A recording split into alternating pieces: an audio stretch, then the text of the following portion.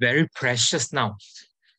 Okay, today I think we'll discuss civil paper. This is 2020 main paper for civil paper. All right.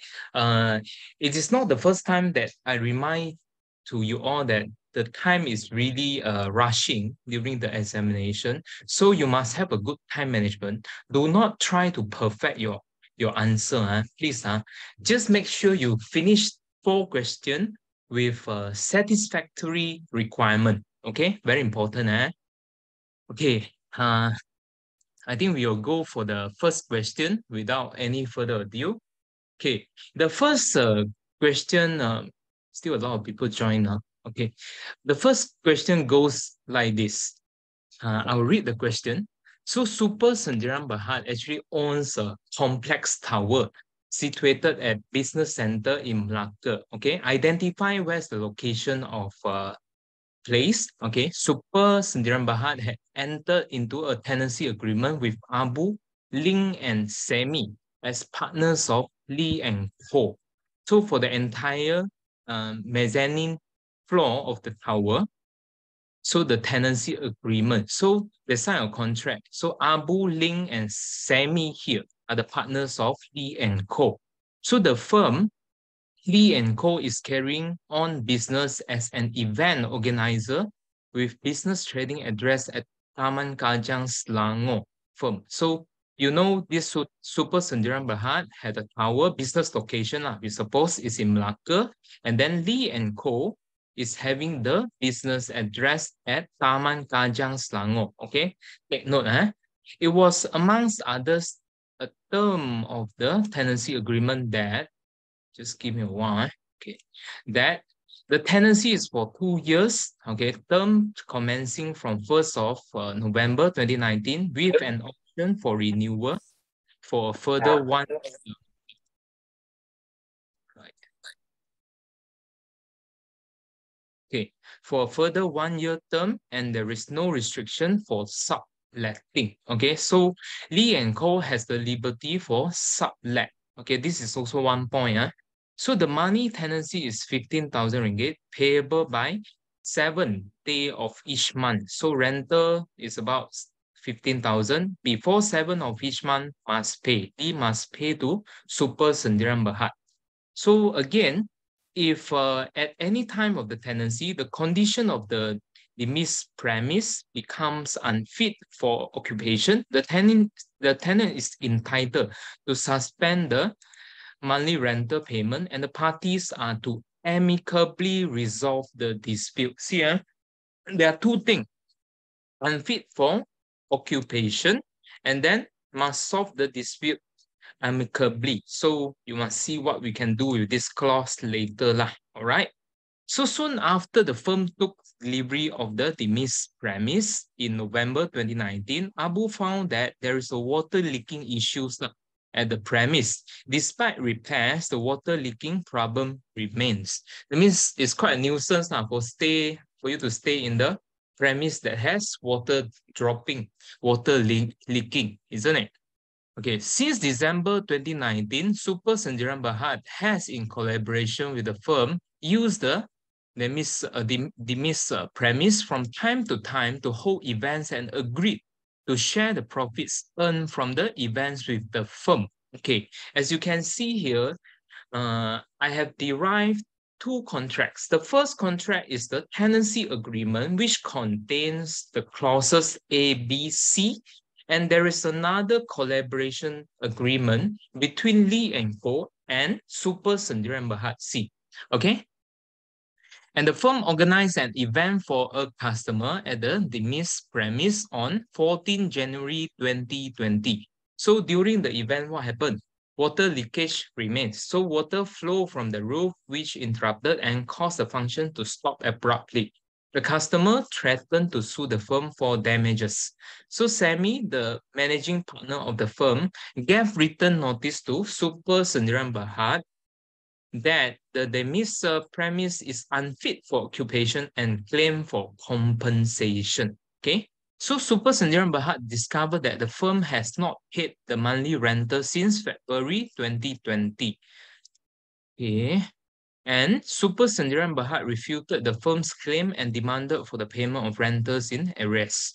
SEMI disputed the demand of Super Sendirian Berhad on the basis that the firm is entitled to suspend payment of the monthly rental because the premise is unfit for occupation. So there's some exchange correspondence. One claimed that Lee and Co is not paying rental accordingly, and then Lee and Co managing partner SEMI replied by saying that relying on this clause, okay, the clause C here, I actually do not need to pay because it is not fit for occupation.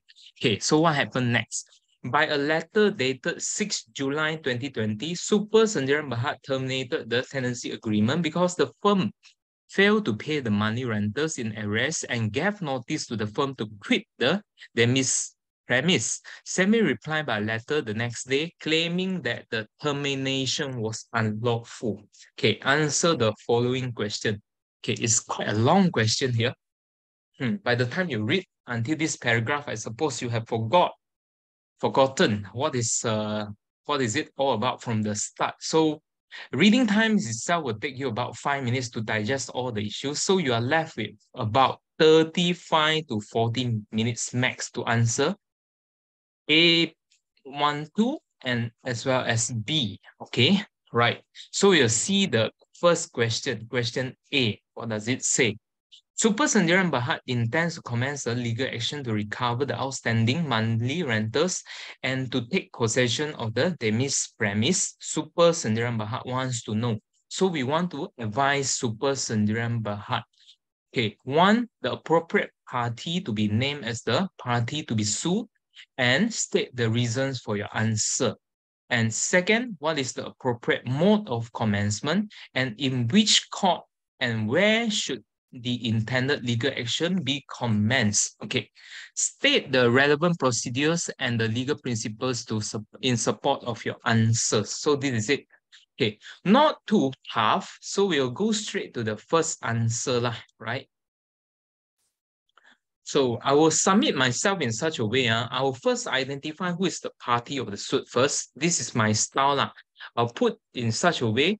In this instant case, Super Sendirian Berhad is the plaintiff and Lee and Co will be a defendant. And then I will outline who can be sued. Okay. So I will submit in such a way that as you can derive from the facts of the question that in your first paragraph, you can see Abu, Ling, and how do I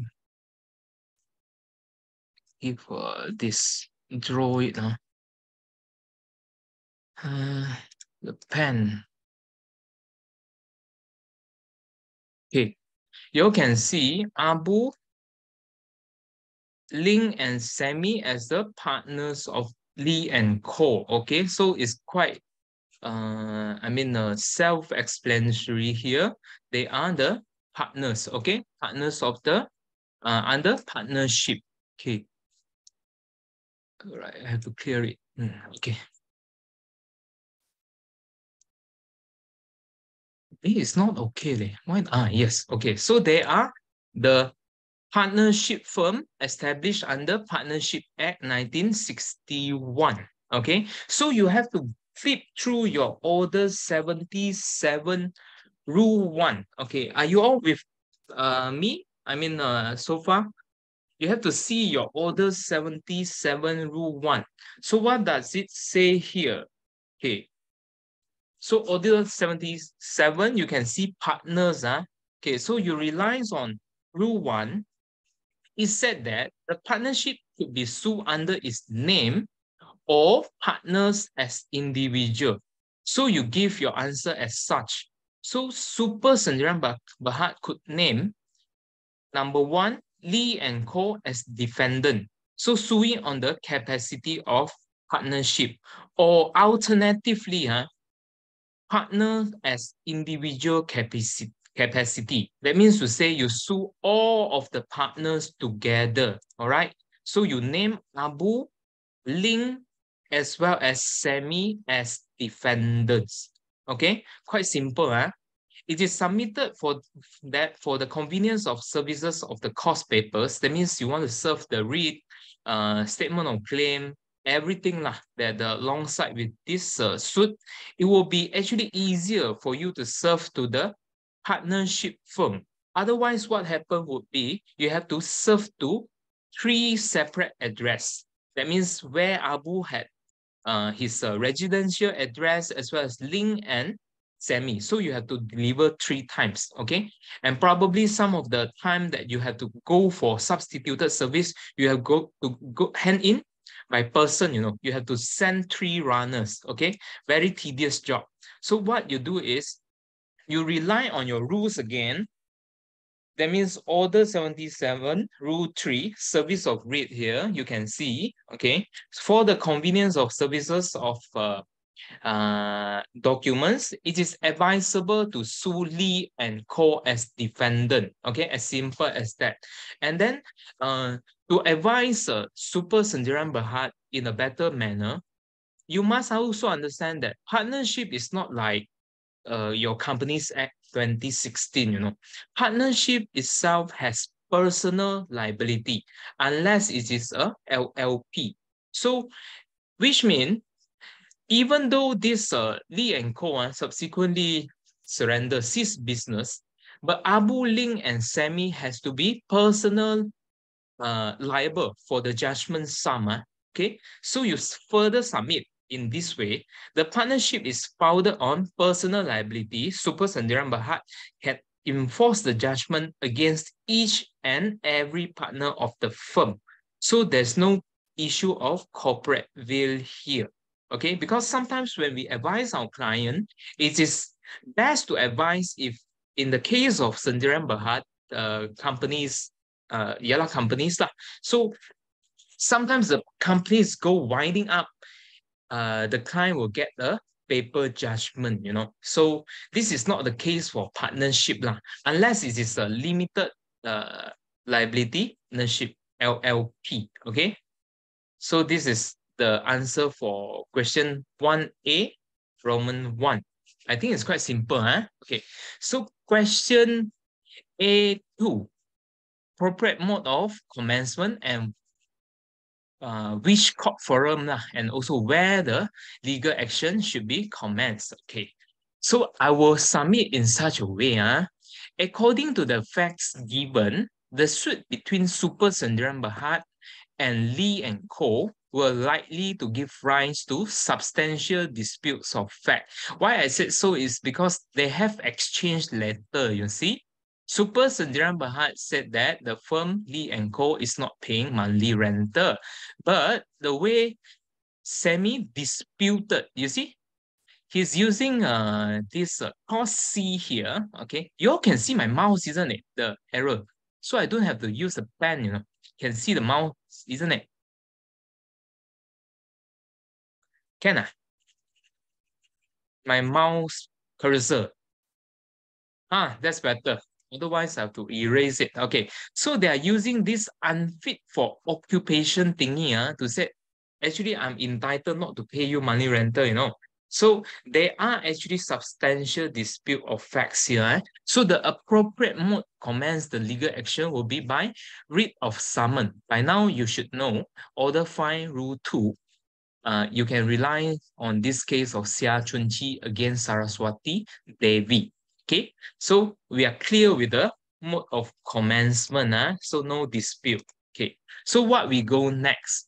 We must, in order to determine what kind of court, whether it is subordinate court and also high court, we have 2 considerations. Number 1 is the monetary jurisdiction, and second thing is about what subject matter, what kind of remedies that you want to sought from the defendant. So this is how. Okay, so we go one by one. Be systematic. Okay, first, Super Sendirian Berhad will want to recover the rental arrest because this is what Super Sendirian Berhad had demanded from Lee and Co, isn't it? By his previous correspondence. So the money jurisdiction which I count had only reached 195,000 ringgit. And then, therefore, the monetary jurisdiction is less than 1 million. So you rely on Section 65, Rule 1, Rule B. SCA to submit that session court has jurisdiction to try lah. Okay. So second point is it also seek for vacant possession of the premise. Okay, that means to say the what we call which building already? Business center in Malacca. So this is a complex tower, isn't it? It's a immovable property, you know. So you must be careful with the issue of immovable property, in which the recovery of immovable property pursuant to your section 7P sub-rule 1 Subordinate Court Act, and where Super Sendirian Berhad is the owner of the building, you must be clear if there's a dispute to the title of this building, in any immovable property, you must go to High Court if there is a dispute as to the title. Okay, so that's why I highlight my point here. So don't just go, I know many of you will go to this, you see the tenant landlord dispute, but this is not the proper way. You have to dismiss the issues one by one, you know. Okay. So where will we? Okay, Super Sundaram Bahar is the owner of the building. So there's no bona fide dispute as to the title. So section 40 sub-rule 4 SCA will apply, as Super Sundaram Bahar is actually the owner of the property. So no dispute as to the title. So again, session court can try this method. You can use the case of Hugh Kim Sui against Gomez lah. This one all I take from textbook. So in furtherance, section 65 sub-rule 1 sub-rule A SCA provides that session court will have unlimited monetary jurisdiction as to tenant-landlord dispute. Therefore, session court will be the right forum of court for the suit.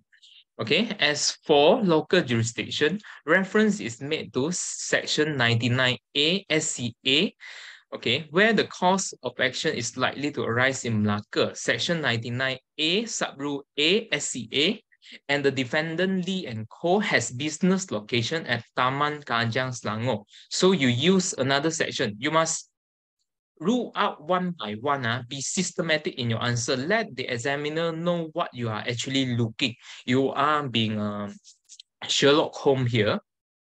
One by one, the facts you did not miss out, okay? Something like that lah. So you rely on your section 99A sub-rule B, okay, SCA. And subsequently, you submit as such.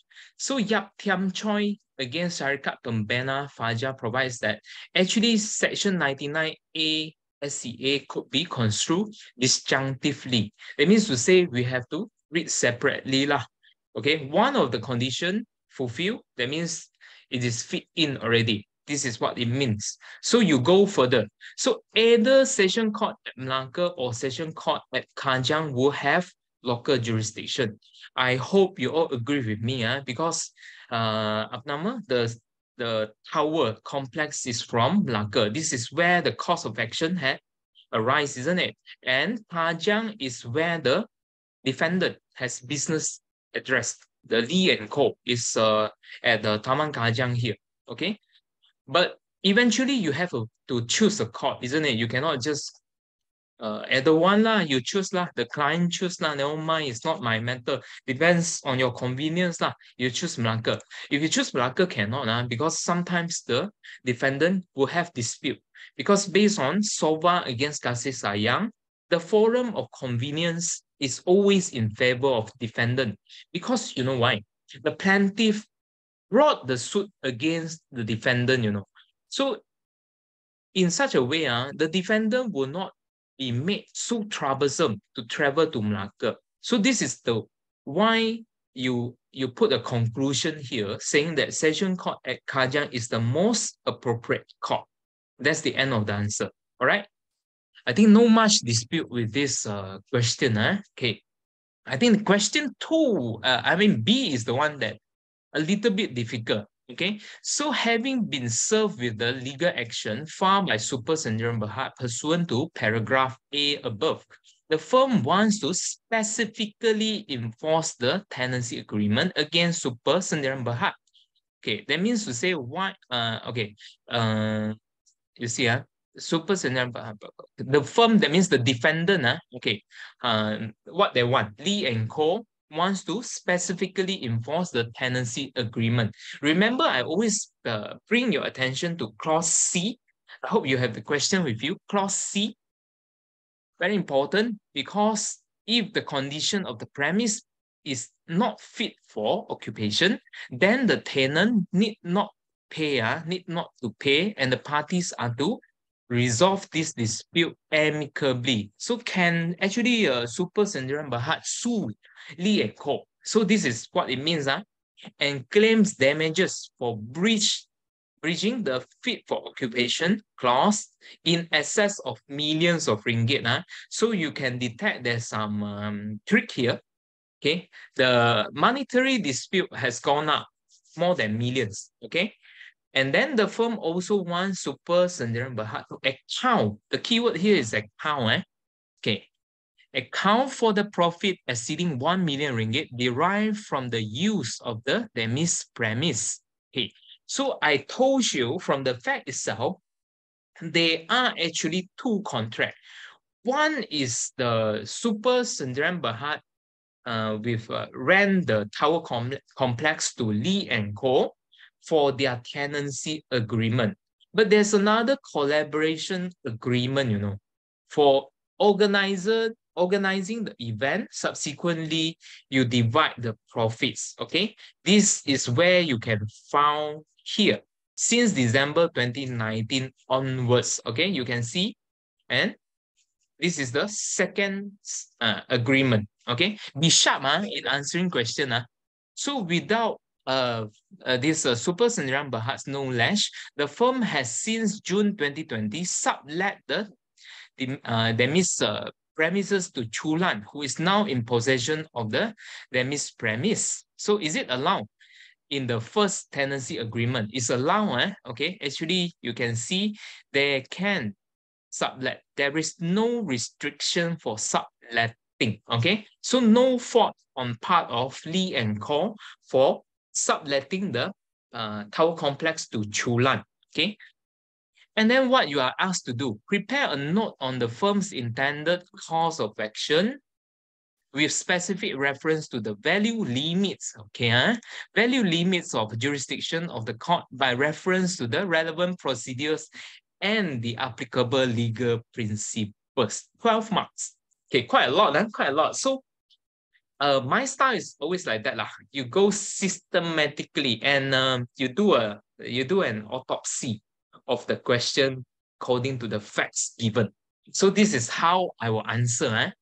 Hey, if you don't know anything, just write your paragraph, just memorize some. I think it's good to memorize this. It is noted that Lee and Co., the firm, wish to initiate a counterclaim against Super Sendirian Berhad. So I'll put it as counterclaim is because, why I say so? Because they want to claim millions of ringgit, from Super Sendirian Berhad, okay? Due to the loss of profits and also breaching the fit for occupation clause here, okay? So I elaborate a little bit on the issue of counterclaim.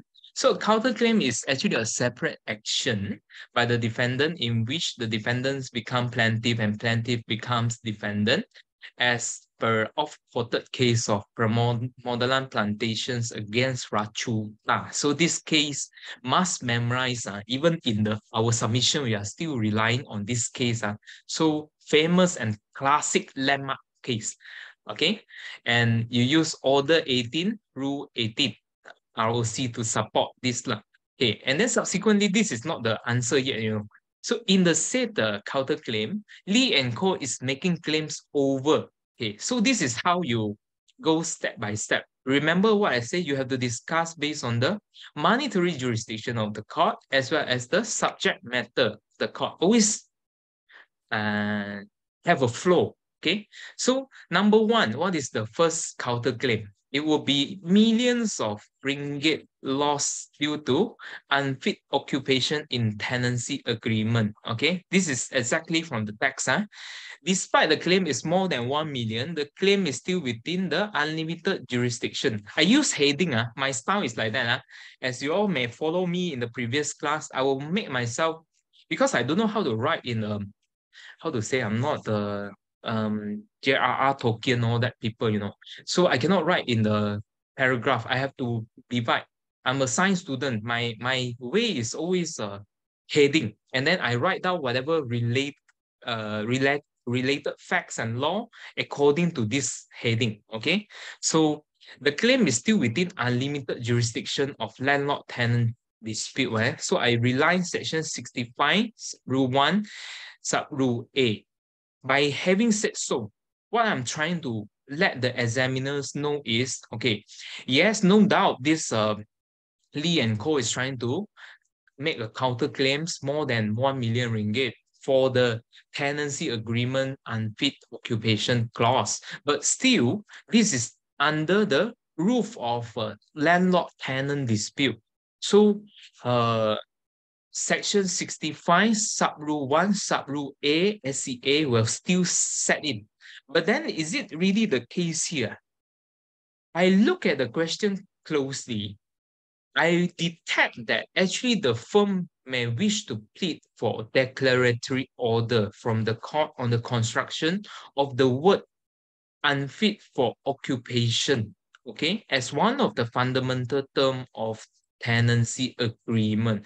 As you all can see, clause C here, clearly the contracts, the tenancy agreement said that if it is unfit for occupation, and then as a tenant, Lee and Co has the right to suspend monthly rental.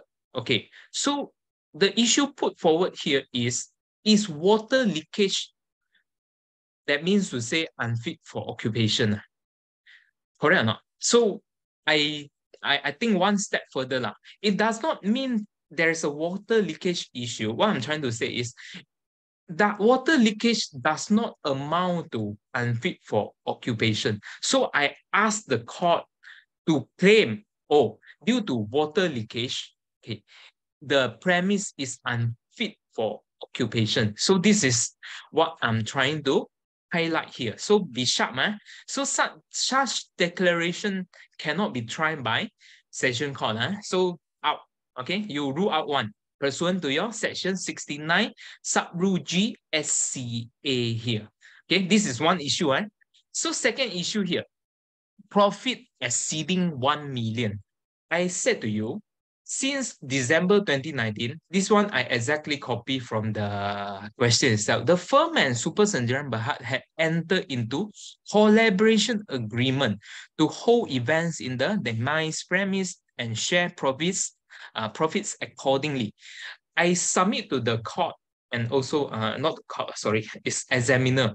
This is distinct and separate agreement from tenancy agreement.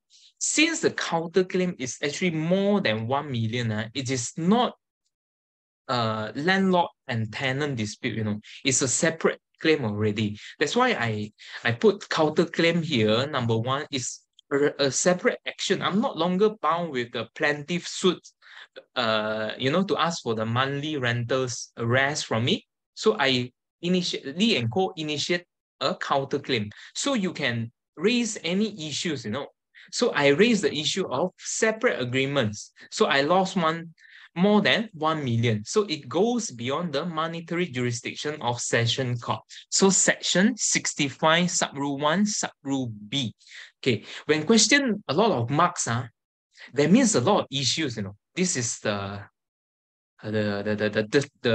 tips here. So do not just look at it, oh, tak apalah, maybe the examiners is kind enough and generous enough to award you 12 marks. Not like that. You have to detect problems lah. Okay, so I will further say one more issue.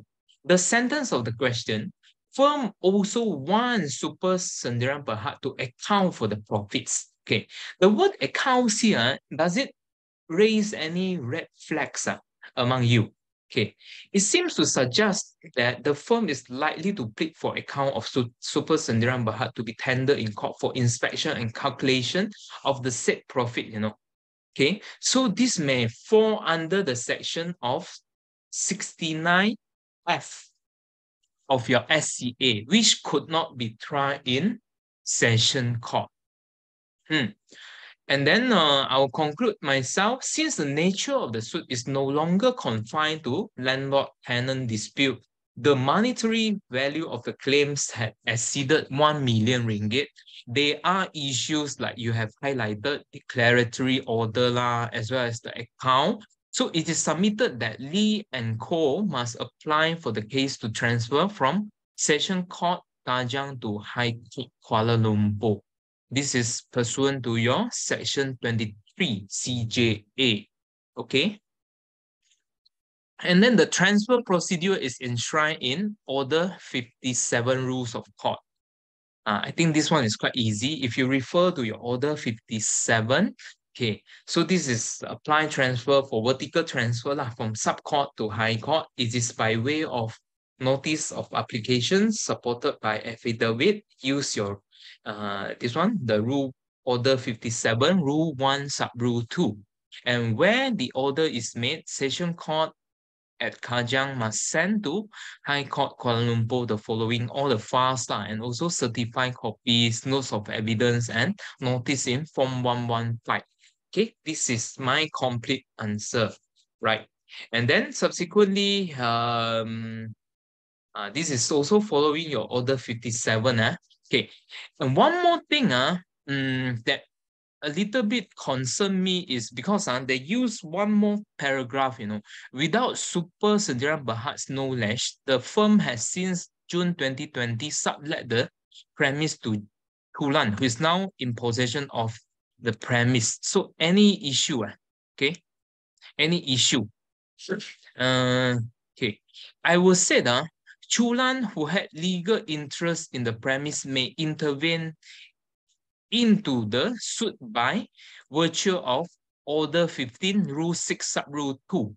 Okay, so this is my one line just to address the facts. And because Chulan is the sublet tenant, isn't it? So probably eventually the decision, you see the Super Sendirian Berhad wanted to vacant possession, isn't it? Want to vacant possession and also to ask for money rentals from Lee. But Lee ran this sublet the premise to Chulan. So probably to address as a whole, these suits will become Super Sendirian Berhad, okay, against Lee and Co. And then number 3 will be Chulan as intervener. Okay, intervener. Shouldn't be Shah Alam High Court instead of KL. Okay. From my geographical knowledge about Selangor, I thought the Kajang would be nearer to this Kuala Lumpur. That's why I submitted. So I stand to be corrected if it is Shah Alam is nearer. Okay. But anyhow, this is roughly the question. Okay. So under Selangor. Oh, we have Mr. Vincent here. Nice to have you. So I think I made a correction. Okay. So this is Shah Alam, okay? Shah Alam, in such a case. Okay, right. You're making me nervous, lah. You're here. Anyhow, we go to question number 2. Okay.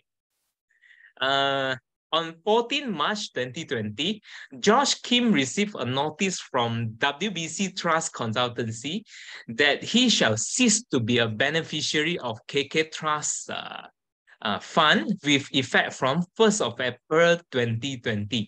He shall not be paid with the monthly allowance. Okay, so KK Trust Fund is a trust fund created by Josh Kim's great-grandfather for the benefit of their heirs of the Kim's family, the trust fund here and after. So WBC Trust Consultancy is the appointed trustee of the trust fund. So WBC Trust Consultancy is actually the trustee of the fund who managed and run the fund.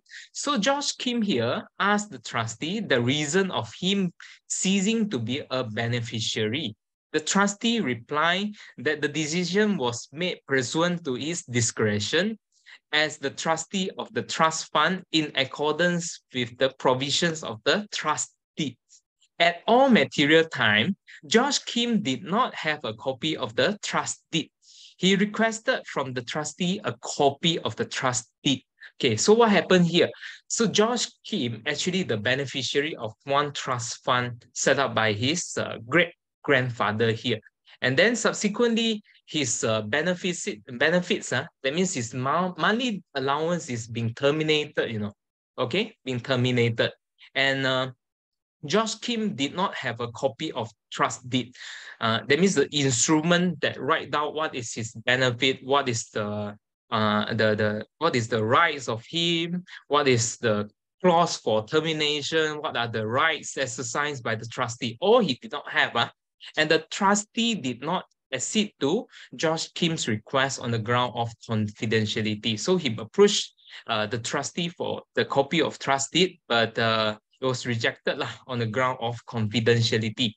Okay, this is because the disclosure of the trust deed to Josh Kim will expose the financial information of the trust fund to him, who is now no longer a beneficiary. Okay, so Josh Kim here applied to High Court for an order that the trustee is to deliver him a copy of the trust deed. His reason is that the trust deed will enable him to take proper legal advice because he intends to challenge the trustee's decision to remove him as a beneficiary under the trust fund. Okay, so Josh Kim applied an order. It looks like a discovery here lah, because the trustee refused to give him the trust deed, correct? So subsequently, what happens? The High Court judge agreed with the counsel for the trustee on point of confidentiality and dismissed Josh Kim's application. So 15 marks question, we are to advise Josh Kim whether there are merits of what we call to appeal against the decision of High Court judge. Okay, we have Mr. Paul already reviewed the answer. Okay, so this is the analogy actually is from the famous case of Benjamin Lim.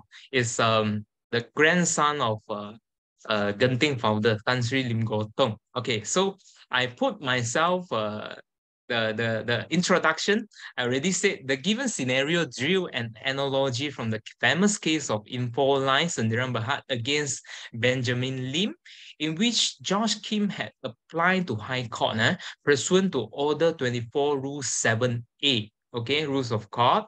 That means by OS plus affidavit to seek for pre-action discovery of trust deed from WBC Trust Consultancy, the trustee here.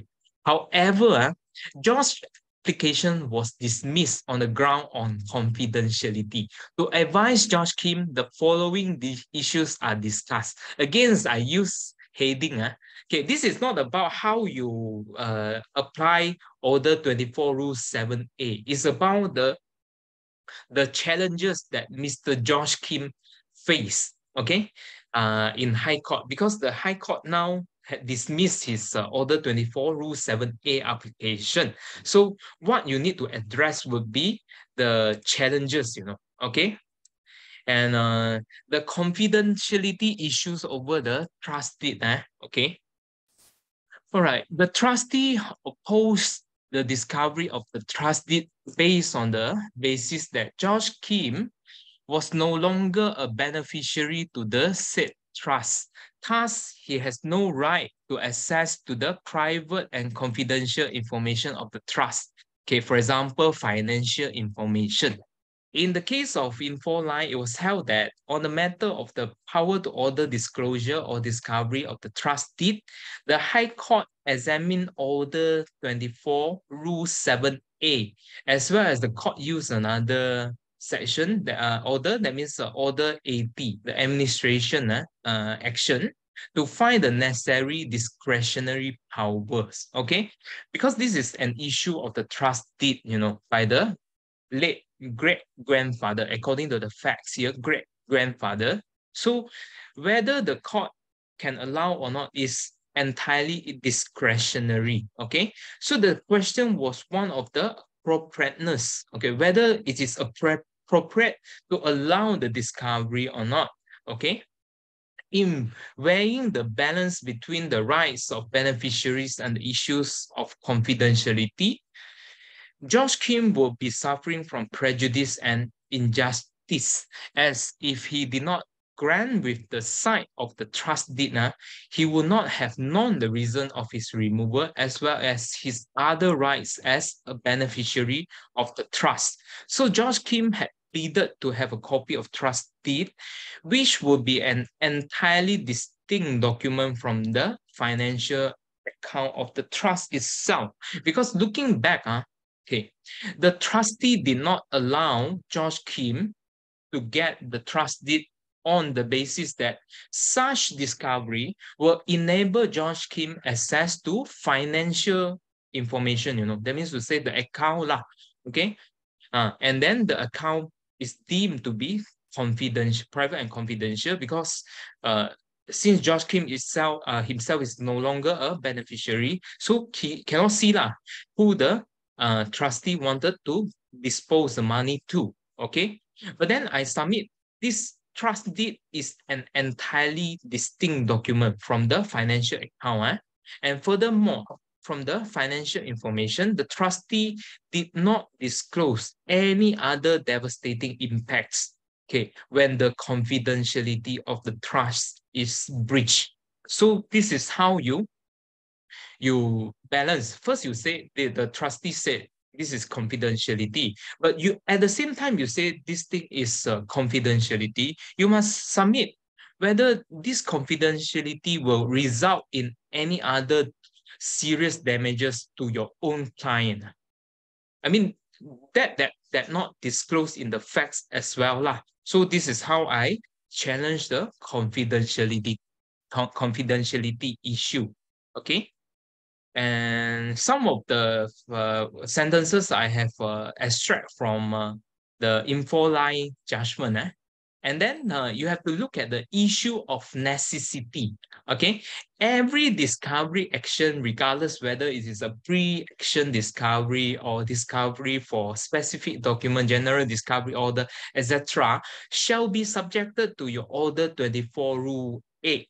That means to say the discovery action is done on the basis it is memang necessary. Okay, so you have to put some stance here to support. The pre-action discovery is aimed to assist George Kim to gather information on whether there is a breach of fiduciary duty or negligence on the part of trustee. Without the grant of the said discovery order and access to the trust deed, it will be highly doubtful that George Kim would commence any action against the trustee to enforce his right, as he may have insufficient or no cause of action at all. Why I say so? Because trust deed sometimes consists of some clause. For example, George Kim must complete his LLB and CLP, okay, at the age of 27. Otherwise, he cannot be entitled for the monthly allowance. So without having a look at the trust deed itself, how can George Kim sue the trustee straight away? It cannot be, So he may have this insufficient or no cause of action at all. So I submit that the pre-action discovery is necessary for George Kim. So Order 24, Rule 8. The said discovery is not a mere fishing expedition to seek for evidence to supplement his civil action. Okay, I correct this spelling mistake later lah. Okay, and then subsequently you must also highlight the requirement under Order 24 Rule 7A sub Rule 3 in the appeal. Okay, and George Kim must in his affidavit comply with the requirement below. Okay, first is state the material facts pertaining to the intended proceeding. He was denied from the monthly allowance from the trust fund. Okay, very important. And B, state whether the person against whom the order is sought is likely to be a party in the subsequent proceeding. Okay, in High Court. The likely party here will, of course, be the trustee lah, which is WBC Trust Consultancy. And George Kim must specify or describe the documents sought and show the documents are relevant to an issue arising or likely to arise out of the claim made or likely to be made. That means the trust deed instrument itself and identify the person against whom the order is sought is likely to have or had the documents in his possession, custody, or power. That means you must issue it against the right person that have custody of the trust deed. It is likely WBC Trust Consultancy will have the trust deed in its custody. Okay. And then you put your N here. Undoubtedly, George Kim could seek for discovery order from court to retrieve the specific documents. Okay. And there are two balancing issues here. First, you go for Order 24 Rule 7A. Okay, I hope you agree with me and you can follow me so far. That means before George Kim commenced any civil action against WBC Trust Consultancy, okay, you get the trust deed. Okay, that is the first way.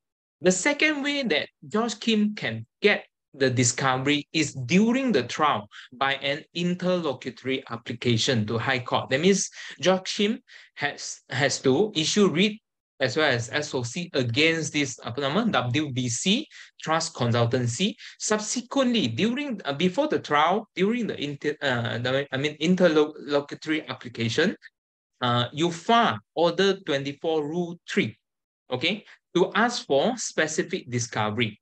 So you have to compare the two, But I said, as discussed above, his course of action might be premature without having studied the trust deed thoroughly.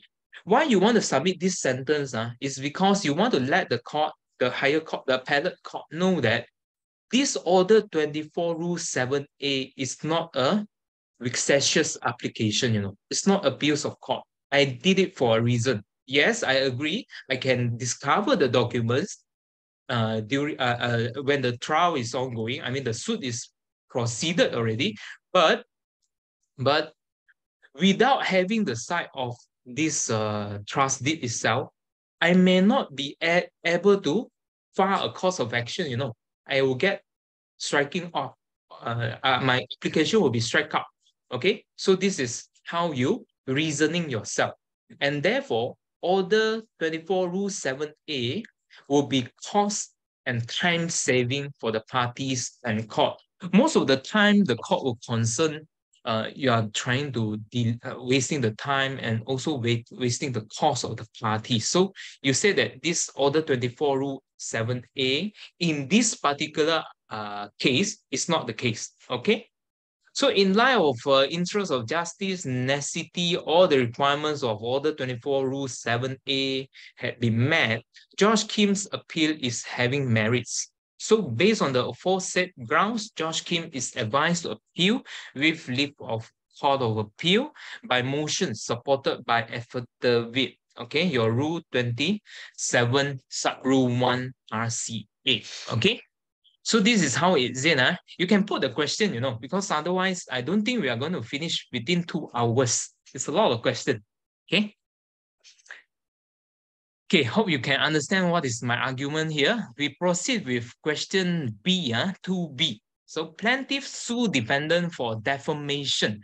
So after several case managements before the learned High Court judge, the parties have filed and served the usual pre-trial documents except the agreed bundle of documents and witness statement. So the learned High Court judge fixed the trial dates in 2 months' time and directed the parties to file the agreed bundle of documents and witness statements on or before the last case management, which was 2 weeks before the trial. So the High Court judge already gave his instruction, his direction, that before the last case management, you must have your witness statement, your these common bundles of documents must be ready, okay? And before the last case management date, the plaintiff's solicitor had filed and served the plaintiff's witness statement. So plaintiff side comply, okay? Comply with the instruction of the High Court judge.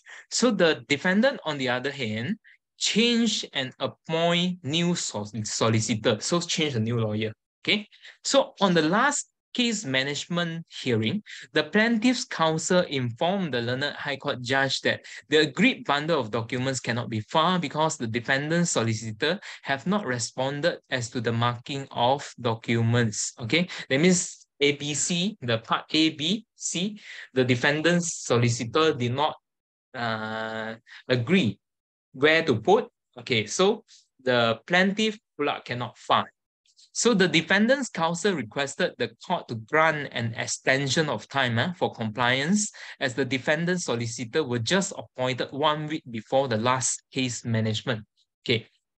The learned High Court judge maintained the trial dates, which were fixed previously, and directed parties to comply with the remaining pre-trial documents within 14 days before the trial dates, failing which either plaintiff's action will be dismissed or the defendant's defense will be struck out and judgment be entered for plaintiff.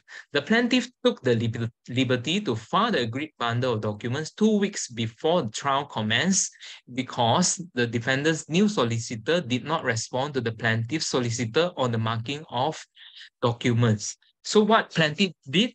Plaintiff did on his own lah. Plaintiff's bundle of documents is being filed. Okay, but not the defendant's. Okay, the defendant's new solicitor filed and served the defendant's witness statements 4 days before trial commenced. The plaintiff solicitor proceeded to file an application to strike out the defendant's defense and judgment to be entered against the defendant for failure to comply with court's direction to file the witness statement 14 days before the trial commenced. The application, okay.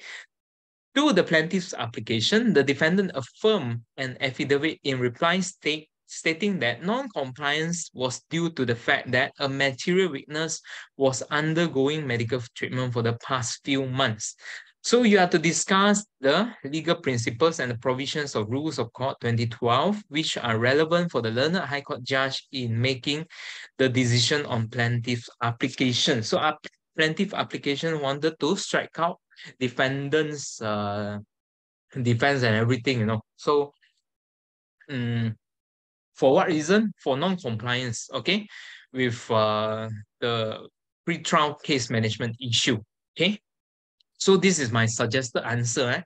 I will put straight away, this is an issue of pre-trial case management, PTCM issue. Reference is made to Order 34 Rules of Court, okay?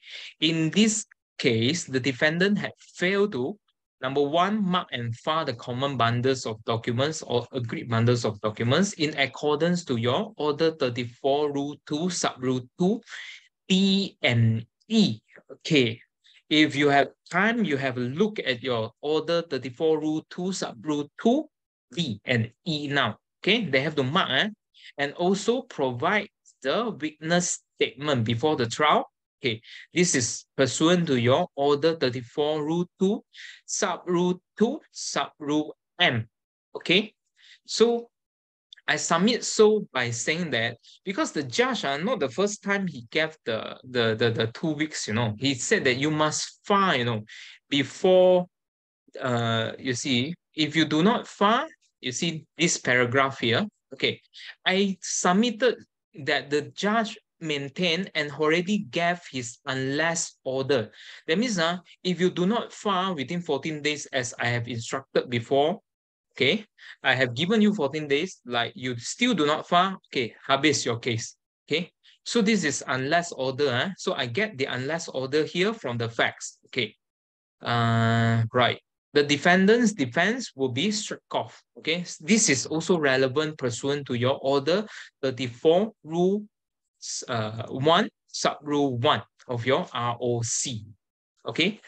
And pursuant to this Hong Leong Finance against Lo Tiam Ho, the purpose of PTCM is to dispose the case in expeditious, economical, and just manner because too much backlog of the cases in court. So PTCM is designed to have both parties to comply with the orders or the directions of the court in order to finish the trial fast, So failure to comply with Order 34 PTCM, the court has the discretion to strike out the defense according to Order 34 Rule 1 ROC. Okay. So on the facts, the plaintiff had applied under Order 34 Rule 3. Okay. Why I put this separate sentence is now the High Court judge did not strike out plaintiff's defense, but the plaintiff was the one that made the application to strike out defendant's defense for failure to comply with court's direction. Okay, so this is done under Order 34 Rule 3. And on one particular ground only, fail to file witness statement. It did not say anything about the agreed bundles of document. Where we can find this? Here. See? Against defendant for failure to comply with court's direction to file the witness statement. Okay, one issue. Okay, so given the facts that the defendant has just changed his counsel in the last case management, okay, because here we are to advise the learned High Court judge in making the decision, isn't it? So we have to balance whether there are real merits on part of defense. Okay, that means the defendant's delay got any merits or not. Okay, so we have to look into these issues. Okay, so defendant has just changed his counsel in the last case management, and the defendant's counsel had managed to provide the witness statement 4 days before the trial. Actually, 4 days before the trial, you see, not last minute. So plaintiff and his counsel will have 4 days to go through the statement before the trial. Furthermore, defendant's counsel had submitted in his affidavit in reply that the delay was due to the illness of a material witness. Okay, such reason, if supported with legitimate medical certificate, will be considered by the High Court judge. Okay, so whether it's true or not, the affidavit that's submitted by defendant's counsel must put in exhibits. That means a real MC from the material witness. Okay. And then I will say that the defendant's act may not be intentional and contumelious because it's not done purposely, intentionally, or inordinate and inexcusable. Okay, why I said so? Because there's no mana fide on the part of defendants, Defendants just change a new solicitor. The new solicitor must have what do we must also be provided with sufficient time to go through the case note lah. Not immediately 2 weeks later you have to get ready, to get ready everything. Cannot be. So I put my submission as such. Although Sheikh Omar Sheikh Muhammad against the Perbadanan National Berhad held that Berkat against James was no longer applicable with the new Order 34 Rules of Court because PTCM. However, okay, I put it this way, Berkat remains to be a persuasive factor. Okay, it will still remain persuasive because there's no mala fide on the part of defendant, okay, which influence the decision of the judge. It must remember that should the defendant's case to be dismissed at PTCM stage, such decision could be set aside or varied by court on such terms as it thinks just.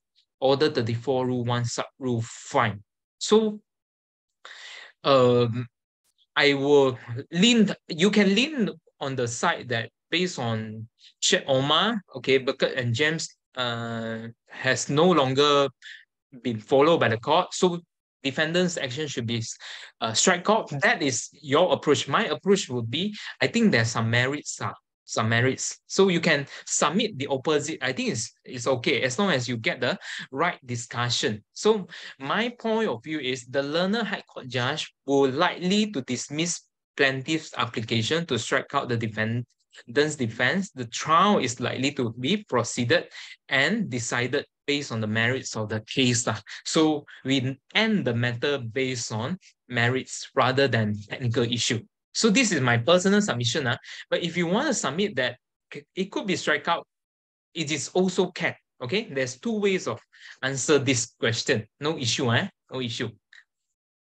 Right. So, okay, we have to run a little bit fast. So question 3, ABC, Sendirian Berhad agreed to purchase 1 million shares in a public listed company from XYZ for a total consideration of 5 million ringgit.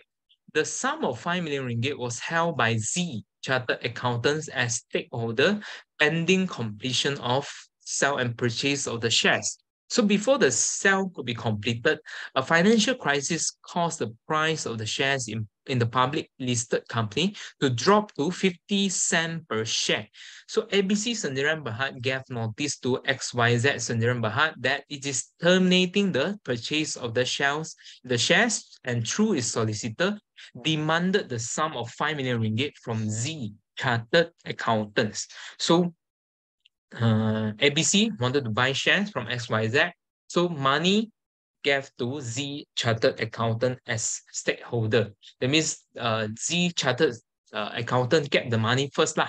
Okay.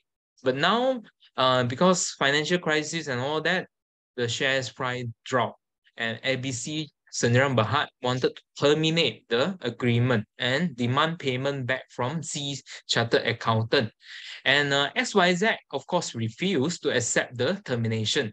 And XYZ said that it was ready and willing to transfer the shares at the agreed consideration of 5 million ringgit, and also instructed its solicitors to demand the sum of 5 million ringgit from Z Chartered Accountants. So with reference to rules of court and relevant legal principles, advise Z Chartered Accountants on the procedures that should be adopted to avoid being sued by either or both parties. Okay, quite straightforward question here.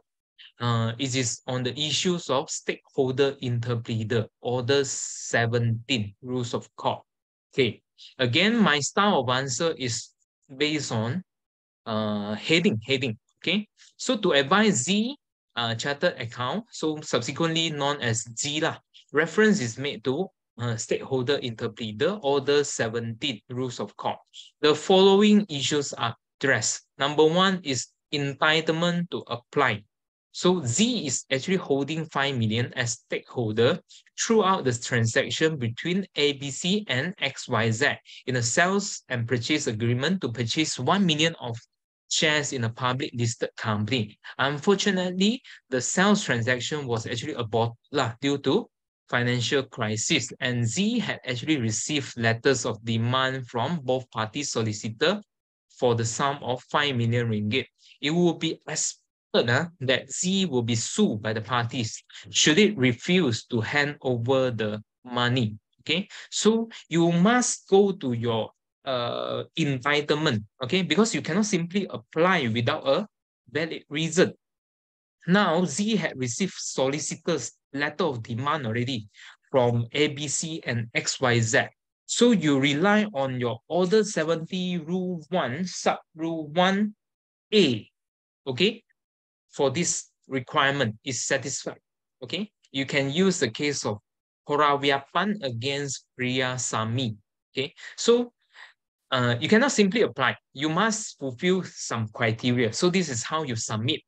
Relate to the facts. Don't copy the provisions straight away, based on your actual submission. Okay, and then subsequently we go to the procedure. Since there is no action commenced by any party, because Z had only received the letter of demands from XYZ and ABC, so no action yet. So what Z need to do? Z need to apply for stakeholder interpleader order from the court by, you need to start the case, correct? By originating summons supported by affidavit. This is in accordance to your Order 17 Rule 3, Sub Rule 1. Okay, I hope you're all with me. This book, Order 17, Rule 3, Sub Rule 1. Okay, so what need to be contained in the affidavit? The affidavit must contain Z must claim that he has no claim or interest in the fund of 5 million ringgit except for the charges or cost. This one you can entirely copy your order 17, rule 3, sub rule 2, A, B, and C. But you must put factual. You must relate to the question, not copy bulat-bulat lah. Okay, not copy bulat-bulat without mentioning the 5 million. Okay, so second B, you can what you can submit would be it does not collude with either ABC or XYZ, and it is willing to pay or transfer the said fund into the court or dispose as court ordered said lah. Okay, and then subsequently it's about the service because the marks is how much? The mark is 13, so you must put a little bit further. Okay, the OS must be served personally to both ABC and XYZ at least 7 days before the return date. This is also following your rules of court, Order 17, Rule 4, Sub Rule 1. Okay, I hope you are with me. You look at your this one, rules of court. Okay, and the hearing is provided in your Order 17, Rule 5. Okay, so what court can do during the hearing? Okay, so in the hearing, the court may actually make ABC and or XYZ to be made defendant. So this is in accordance to your Order 17, Rule 5, Sub Rule 1, Sub Rule A. Okay, so put it in a very brief to show that you understand this ruling, okay, by saying so. Or issue between the said claimants to be tried and direct which claimant to be plaintiff or defendant. This is also in accordance to your Order 17, Rule 5, Sub Rule 1, Sub Rule B. Or the court also can actually summarily determine the issue and make the order. That means, okay, I can decide lah. Now the money is with Z. I want to give to ABC. I can. Not me lah. I mean the High Court judge can decide to give to whom. Okay. According to your Order 17, Rule 5, Sub Rule 2. Okay. Should ABC, N and O, XYZ absent in the hearing, it may be barred from prosecuting the claim permanently by the court. Okay, so we use the case of Tan Kim Kwan against Tan Ki Kiat. Otherwise, you can use better non-case will be Tetuan Te Kim Te lah, Salina and Ho. Okay, if you cannot remember, just cite the first part of the case lah. Okay, so by stakeholder interpleader application, Z can settle its problem without further liability or claims from the both claimants. Okay, so the issue not much, you just have to put in the whole Order 17 with your, I mean the facts must support your Order 17. Okay, that's it. Okay. This question I think should do, quite easy. Even the question B also not too hard. Okay, we see question B, what it said. It goes like this. Param's house was damaged during a thunderstorm when a large billboard which was erected on the adjoining land owned by Devon was uprooted and fell on the roof of Param's house. The billboard was erected on Devon's land by AA Advertising Corp, which pays an annual rent to Devon for the space occupied by the billboard. Param has filed a writ action in court against Devon for damages, advised Devon of his recourse against AA Advertising Corp by making reference to the relevant procedures and legal principles. 12 mark. Okay, not so tough, but you look at the issues that I've raised here. So in the main civil action, okay, my style, I always identify who is the plaintiff, who is the defendant first. Okay, so Param is the plaintiff and Devon is the defendant.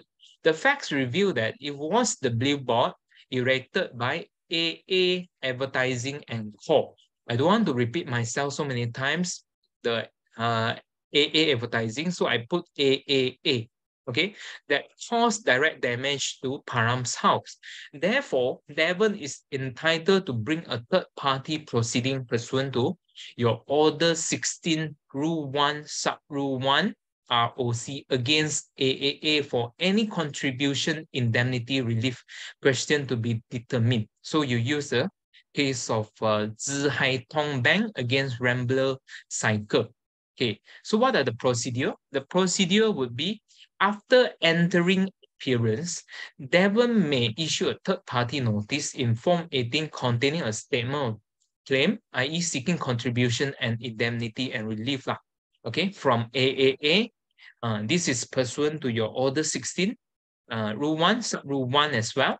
And the leave of court is not required, provided that Devon issue the third-party notice before filing his statement of claim. So this is pursuant to your Order 16, sub Rule 1, Rule 1, sub Rule 2.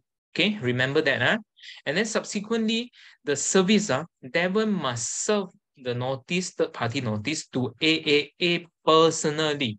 So not only the notice must be served, but alongside with the notice, you must also attach whatever document, the cost papers of the main suit. That means the writ and also statement of claim issued by Param against Devon must be served to AAA together with the third party notice. Okay, this is also you can find in your Order 16, Rule 3, Sub Rule 2. Okay. So where TP notice is served on AAA, it shall be from time of service be a party, okay, to the action, with the same rights in his defense against him as though he is sued by Devon. Okay, so self-explanatory, this sentence. The court shall give further third-party proceeding directions pursuant to your Order 16, Rule 4. Okay, so lastly, the court may give a judgment between Devon and AAA, Order 16, Rule 7. Okay, so this is one part on your third-party proceeding. So alternatively, what Devon can do would be to add AAA as co-defendant, okay? Because they have joint liability here. Okay, I hope you all can follow me follow what I said here. So this is an alternative. Okay, by notice of application supported by affidavit. So this is your joinder of parties issue. Order 15, Rule 6, Sub Rule 2, Sub Rule B, and Sub Rule Roman 2. Okay, of your ROC. So in the issue of aiding AAA as co-defendant, the requirement of your Order 15, Rule 4, Sub Rule 1, Sub Rule A and B, okay, must be satisfied. This is also pursuant to your S. Constantine against Soxo case. That means the same question of law or facts must involve. In this case, it involved Param's claim, the negligence caused by the uprooted and falling of this billboard. So same issue, same law. Negligence is the law. The fact is the collapse of that billboard. So the relief is also same under Param's house when your damages lah. Okay, so you must check for the entitlement, before you simply add the co-defendant into the case. Okay, and then second issue will be the consent of your plaintiff. If Devon is applying to add the AAA as co-defendant, the consent of plaintiff might be an issue. Why I say so? Because Param issue writ against Devon, not Devon and AAA together, because it's Param suit, So Param sometimes will be given the discretion to decide who he wants to sue. Okay, but there are two different opinions here. So in the case of Hiawa, it was held that the consent of plaintiff is not required. However, in Taju Arifin, the consent of plaintiff is required. Why there's the distinction between these two?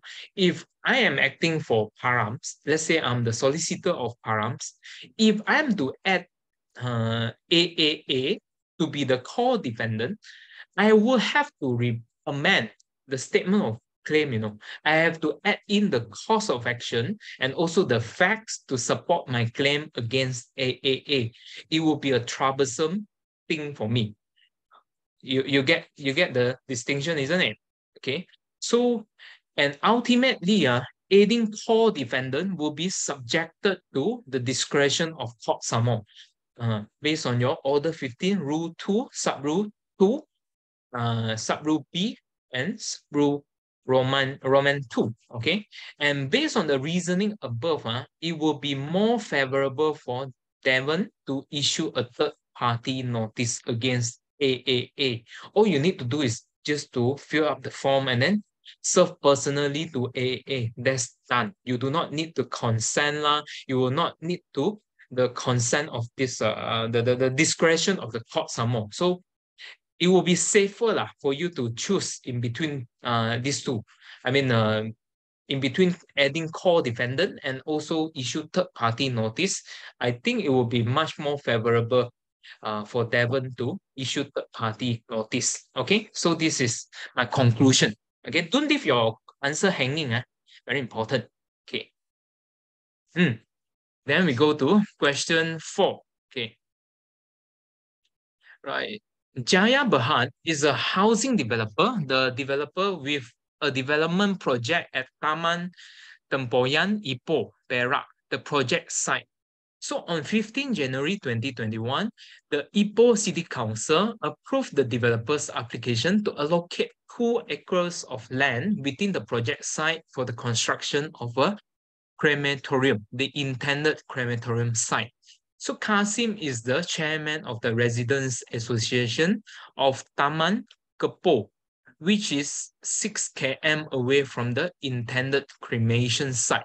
The Residents Association is registered under Societies Act 1966 and city is registered public officer. So prior to the Ipoh City Council approval, Kasim submitted the Residents Association's written objection to the Ipoh City Council against the developer's application on health reasons. Being unhappy with the approval of the Ipoh City Council, the committee of the Residents Association wished to sue Ipoh City Council for an order to set aside its approval and for damages by way of writ action intended suit. Having known about Residents Association intended suit, the developer and human resource religious group want to be heard in the legal suit. The human religious group is an unincorporated body led by Rama, which promotes cremation over burial as a form of funeral ceremony. Okay, so you are now asked to prepare an opinion on the procedural requirements and the applicable legal principles pertaining to the intended course of action by the Residents Association, the developer, and the human religious group. Okay, so my personal opinion, I think this is a question of judicial review. Okay, judicial review, because it involves an administrative decision of this Ipoh City Council that approved the developer's application for a construction of this crematorium. Okay, so this is a judicial review thing lah. I will put in heading against. So we are asked to advise 3 parties, right? Residents Association, developer, and also human religious group. So I will start with Residents Association first, so RA. So this RA is dissatisfied with the decision made by Ipoh City Council, which had approved developers' applications to construct a crematorium. By virtue of your section 25, sub-rule 2, read together with your paragraph 1 of your CJA. This is your, we call the substantive law for judicial review. And also procedural rules, Order 53, Rule 1 of your ROC. RA may apply for judicial review to get a certiorari order to quash the decision of ICC lah. That means Ipoh City Council as a local government authority. So I put the ground of judicial review is as what? The judicial review shall be based on the issue of irrationality, because the approval of a Ipoh City Council, we do not know what is the procedure involved. Okay, and some more, you cannot say this thing is illegal, and also ultra virus, etc. Okay, because the facts did not provide you this ground. Illegality, procedural unfairness, etc. is out. To me, this is more into an issue of irrationality. So I use the English common law here, but this is also applicable in Malaysia. Wellness-bury unreasonableness. Okay, so the approval to build crematorium will bring devastating pollution to the residential area. That means Taman Kepo, and might endanger the health of the residents. Such decision is illogical, irrelevant, unfair, and unreasonable to the residents at large. So you put in why you find a judicial review based on this argument. So again, we have to go one by one to check the entitlement, whether the RA has locus standi or not. So I would say RA is a registered society, isn't it? Under Section 9, Rule C of your Societies Act, because it's provided in the, what we call the fact, and city is the office bearer lah. It is a legal entity. So RA is satisfying the adversely affected cast by having a real and genuine interest over the construction of the crematorium. So therefore, it is submitted that RA has the locus standi. So this is following your Order 53, Rule 2, Sub-Rule 4, okay, of your ROC. You can use the case of MTUC against Menteri Air, Tenaga and Komunikasi. Locus standi must be satisfied. Otherwise, you'll fail at the leaf stage of your judicial review. Okay, and public law element. The court shall look at the structure, nature, powers, duties, and also functions of Ipoh City Council in the issue to look for the existence of a public law element. So we can know from the facts that this Ipoh City Council was merely exercising its administrative power in approving the crematorium. So there's no private law elements, there's not like contractual between ICC and also the developer that jointly developed this thing. No private law element. So I submit there is a public law elements, in particular with the administrative power that fall under the Ipoh City Council. Okay, so you can use the case of WRP Asia Pacific against TMB. Okay, so the fact did not suggest there's any public law element, Ahmad Jeffrey case here. And then you go on by saying the procedure of judicial review, okay, leaf stage and also substantive stage lah. Okay, so pursuant to your Order 53's Rule 2, Sub-Rule 1, so RA may make application for judicial review in Form 109. And judicial review has two stages, the leaf stage, okay? So Order 53, Rule 3, Sub-Rule 1 provides that leave of court is required to apply judicial review, okay? So what you need to give to the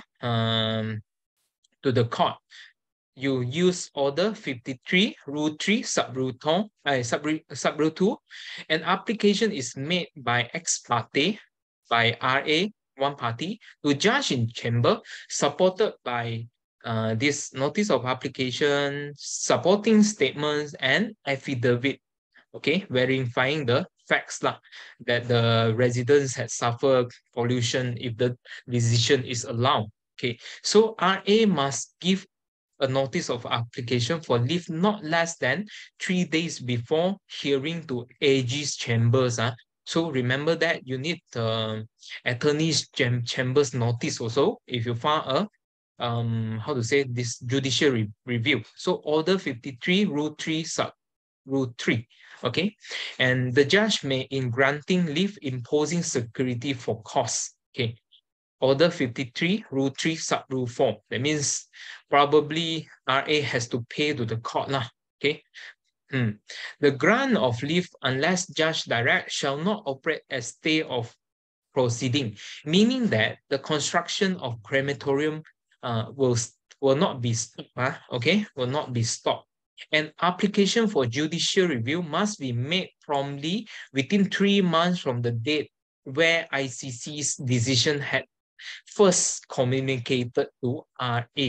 So in this case, if you look at the date of examination as well as the date where the decision was given, it is still within time. So you use your Order 53 Rule 6 ROC. And the case refer probably would be Datuk Bandar KL against Perbadanan Pengurusan Trilisis. Okay. And in view that RA has satisfied local standard and public element as discussed above, it is likely that the court shall grant leave for judicial review. This is only the first part. QRS grants against Securities Commission. Okay, what happens in the substantive state? Sorry for the spelling, I'll correct it later. Your Order 53 Rule 4 Sub Rule 1 provides that after the leave is granted, RA shall within 14 days file a notice in Form 110. Okay, and Order 53 Rule 4 Sub Rule 2 provides that the sealed copy of Form 110 shall be served to all affected person. Okay, 14 days before hearing date. So during hearing, the court may actually order damages to RA, discovery, interrogatories order, whatever. They can do this sort of order for amendment, or an order.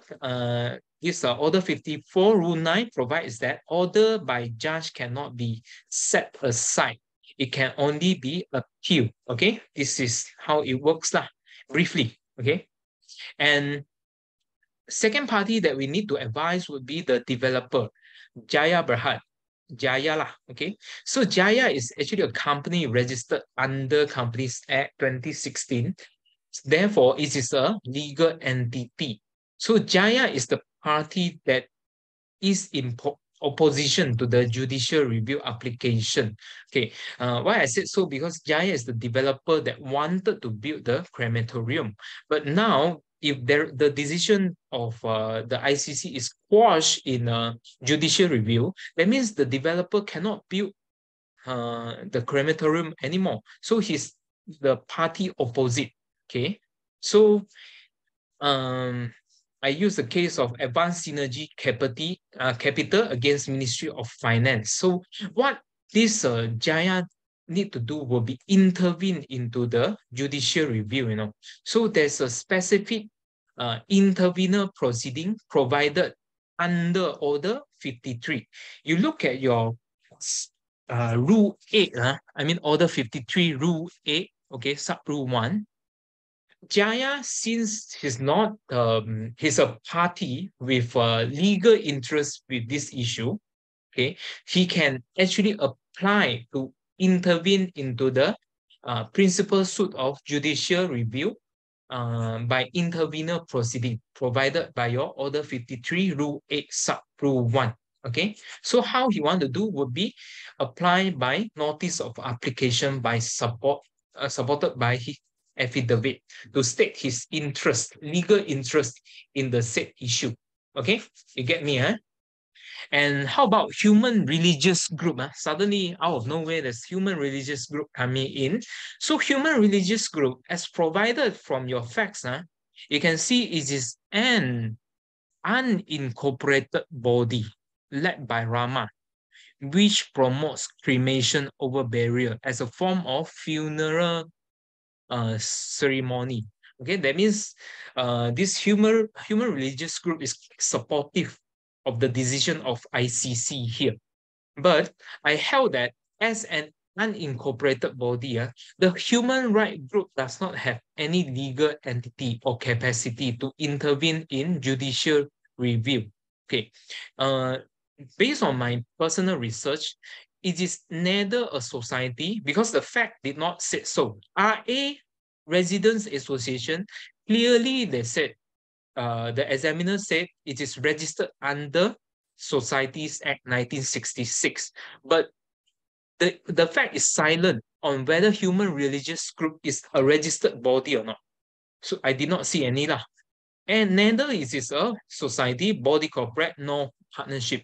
Therefore, the human religious could not intervene into the suit, okay, by Order 53, Rule 8, Sub Rule 1. So this is my opinion, okay? Here. Okay, and then presumably that ICC's approval was made. This is the B question. We look at B question. Will your answer to question A above differ if Ipoh City's Council's approval was made on 15 October 2020? Discuss and state your reason. Okay, so I think I have told you must file within 3 months. So we go again. Presumably that ICC's approval was made on 15 October. So Order 53, Rule 3, Sub-Rule 6 will set in, which provides that the time to make application for judicial review is within 3 months when the decision was first communicated to RA. In this event, RA may need to apply for leave of court to extend the time, So Order 53, Rule 3, Sub-Rule 7. Okay, provided it has a good reason. The time frame issue, the court really look into this seriously. You see, this judicial review is a supervisory mechanism by the court to overlook the administrative or executive function. So we have a separation of power here. We have parliament making law. We have a cabinet as well as our local government authorities to execute, to make decision, to admin, all right? And also we have court for judiciary. So it is supervisory mechanism, So court really take this delicate and also strict approach towards judicial review. So in the case of Wong Kin Hong against Ketua Pengarah Jabatan Alam Sekitar, the time frame to apply for leave is fundamental and goes to the jurisdiction. So from this case, we can see the court is very strict towards the compliance of time frame.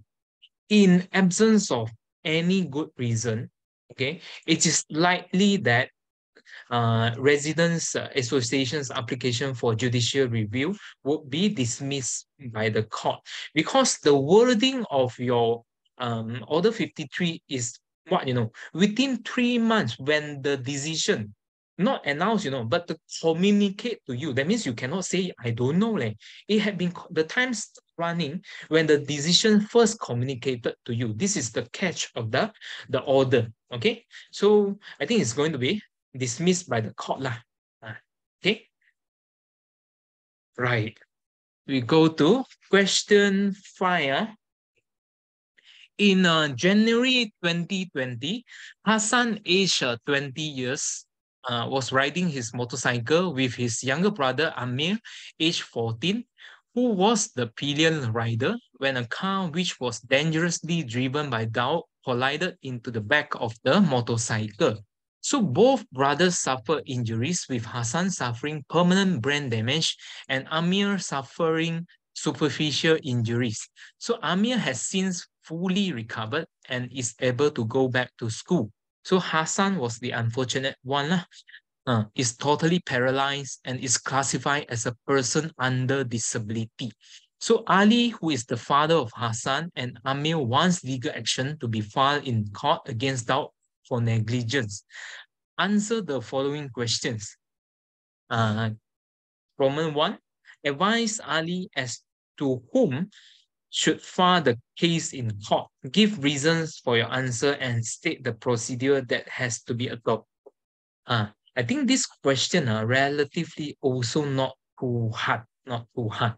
Okay. So according to the facts, Hassan and Amir were the victims of the motor vehicle accident, and Dow is the defendant of the suit.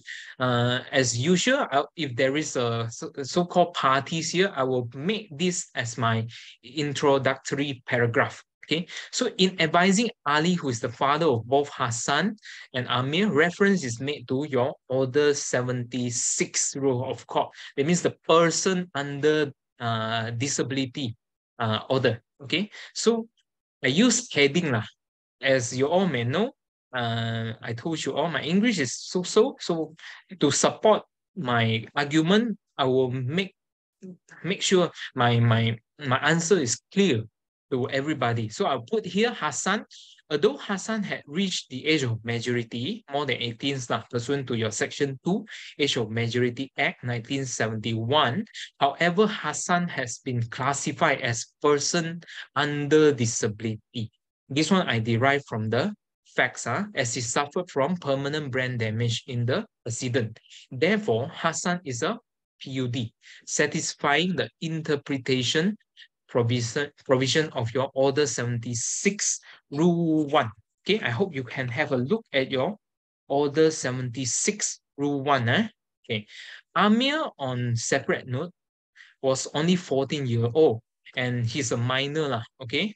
And he's also person under disability in the interpretation provision of your Order 76, Rule 1. So both of them must sue by litigation representative, i.e. by their father, Ali. So Order 76, Rule 2, Sub-Rule 1 and 2. Okay, so this is how you do. And Ali, as their litigation representative, must do what? Okay, this is because the mark is quite a lot, 10 marks. You cannot just stop here. Okay, you stop here, probably you get you'll miss some marks. All right, so you must advise further what Ali need to do as LR. Okay, so he must appoint and act by way of solicitor. Otherwise, you know that individual without engaging a solicitor can actually sue in his person without having a lawyer. But it is not the case for PUD. Person under disability cannot. You have to sue by engaging a lawyer. Okay, Order 76, Rule 2, Sub-Rule 3. And you must file a consent form in 188. Okay, Order 76, Rule 3, Rule 7A. Okay, so the solicitor must certify in Form 189 that both Hassan and Amir are patient and minor. Okay, Order 76, Rule 3, Sub-Rule 7, Sub-Rule C. Okay, think of that way lah. Person under disability, they are the marginalized people of our society. Sometimes they could be a fraudster, that impersonation and all that. And there's also some solicitors with evil mind may manipulate and exploit the situation. So this is like a counter check mechanism lah. So cannot sue simply. The solicitor also must ensure that both Hassan and Amir are real patient and also minor. That's why go by Order 76. So get it, So upon completion of the steps above, the solicitor should make the filing of cost papers, read summon, set of claim to the court. Okay, after taking all these steps, then only can file it. Cannot bypass this. This is the procedural requirement for PUD. Okay. And second part of the question, Ali, who is taking care of Hassan, does not have the financial means to look after Hassan, who requires lifelong nursing care and supervision.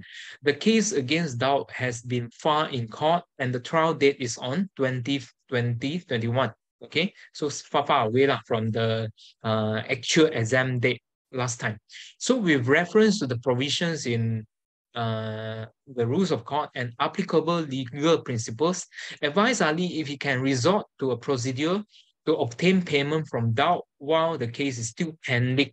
Okay, so I think quite straightforward. It's about interim payment. So Ali is advised to apply for interim payment pursuant to your Order 22A, Rule 1, rules of court, where court will actually order Dow to make payment of any damages, debt, or other sum, excluding costs, which Dow might be liable to pay or for the benefits of the plaintiff. Okay, so the procedure is like this. Ali may apply by notice of application in Form 33. This is all contained in your Order 22A, supported by affidavit. The said affidavit must state that, okay, Ali verifying the amount of damages, debt, or other sum and ground of application, and also must attach together the exhibits, that means the documentary evidence relied by the plaintiff in support of why you ask interim payment. Interim payment is unique of its own. That means before the end of the trial, the court already make payment, to the plaintiff without the full trial. Okay, so you must there's certain requirement to be fulfilled lah. Okay, so the said court paper must be served on Dow not less than 14 clear days before the return dates lah. So hearing, what happens will be during the hearing, Ali as litigation representative must satisfy to the court that he should get this interim payment before the trial. Okay, so Ali can actually do so by showing that his case falls within one of the three situations in Order 22A, Rule 3, Sub Rule 1. Okay, you look at your Order 22A, Rule 3, Sub Rule 1. Okay, it listed down three. A would be the plaintiff Dow has admitted liability, or B, the plaintiff has obtained judgment against the defendant, but the damages are to be assessed. Okay, judgment already got, but damages to be assessed. Or in the opinion of the court at trial, the plaintiff will likely to get a substantial amount of damages. So I submit from my facts. So I relate the law to the facts given. It is submitted that Order 22A Rule 3, Sub Rule 1, Sub Rule C, okay, will be satisfied. Because you know why? Hassan had actually suffered from permanent brain damage and paralysis. So requiring lifelong nursing care and supervision, which will be costly. Okay, will be costly. So this is my submission. And the principle of granting interim payment, the negligence suits involve a motor vehicle accident. Dow, who is the defendant, was driving a car at material time. As a mandatory requirement under RTA, Dow will be a person insured in respect of negligence claim. Okay, why I have to say so on? Because you have to be fair to the defendant as well, correct? You cannot just award interim payment without assessing the merits of the case just like that. There are certain criteria that, the particular defendant also need to be fulfilled before the court can grant this interim payment. One of it will be the defendant is of means of resource. That means a rich body lah. Okay, is a wealthy, has a lot of is a body corporate, it's a big one, big company. Okay, then can lah. But this is individual. So individual, Dow must be an insured person. So I submit such lah. Why I think this interim payment can go is because Dow would have bought insurance. Okay, Dow would have bought insurance unless he's driving an illegal car lah. That is otherwise lah. Okay, so based on the reasoning above, it is likely that the court will award interim payment to Ali. Order 22A, Rule 4, Rule of Court. Then the case referred will be David Chilia against Monorail Tech Sendirian Berhad. Okay, based on the issue whether Dow will be liable to pay interim payment, you can also submit that Dow is actually an individual, he might be not a man of resources or means, or he might not be insured. Okay, then you can change the conclusion of your submission. You can say, oh, probably the interim payment will not be awarded. Okay, either way, I think it's allowed as long as you get the principle of law correct. Okay, I say so is because I assume doubt will be insured. Okay, and question B. What is question B? Okay. Explain the procedure in relation to appeals against the decision of Registrar of High Court to a judge in chamber. This one, I think, will not waste so much time to discuss. This is entirely based on your Order 56. You just copy and change some wordings, okay? Cut it short, put it into your understanding. Okay, you can refer to these slides later, and you can use the case of Datuk Wong Kek Ming against Manadet. Okay, so we go to question 6. Okay, plaintiff sued defendant for defamation. So one of the documents marked as Part B in the agreed bundle of documents in an email is an email written by Zamri, the defendant's business associate, stating that the plaintiff had admitted to the truth of the defendant's alleged defamatory statement in the impugned email. At the trial, the defendant's counsel wants Zamri to testify on the email written by him. Can the defendant's counsel do so? Okay, not so hard. Okay, so I will put my answer in this way. The email is marked in Part B under Common Bundles of Documents pursuant to your Order 34, Rule 2, Sub-Rule 2, Sub-Rule E, Sub-Rule Roman 1. Okay, so you have a look at Part B. Okay, where documents, the authenticity is not disputed, but the contents are disputed. So we are not discussing with the originality of the documents. Okay, so that means original documents, okay, can be exempted. You may not need to tender to the court. But then we are disputing the contents of the email itself, the truth of the contents of the email. Okay, so again, I will, to call Zamri to the court, you will still need to satisfy the requirement of relevancy or facts in issue regarding to the trial. So the trial is about one defamation, isn't it? So what is the relevancy of Zamri's to testify or to give oral witness statement in the court? I will put it this way. The email written by Zamri will be relevant under Section 5, make it very simple, Evidence Act, as the content is about the plaintiff's admission to the truth of defendant's alleged defamatory statement. Truth is a defense of justification in defamation suit. Okay, so if you can raise this, that means you are no longer defaming the what we call the plaintiff, if this go through. Okay, so this piece of evidence to me, I think is highly relevant. And therefore, defendant's counsel will be justified to call Zamri to give oral evidence in court on the content of email pursuant to your Order 38, Rule 1, ROC. Okay, as simple as that. Okay. So quite simple, nothing much to dispute, right? Okay, so we go to B. B is plaintiff commence a writ action against defendant for breach of contract at the High Court in Ipoh, Perak, after the pre-trial direction had been complied with, and a month before the trial, plaintiff had applied to amend the statement of claim by adding further facts to support the claims against the defendant.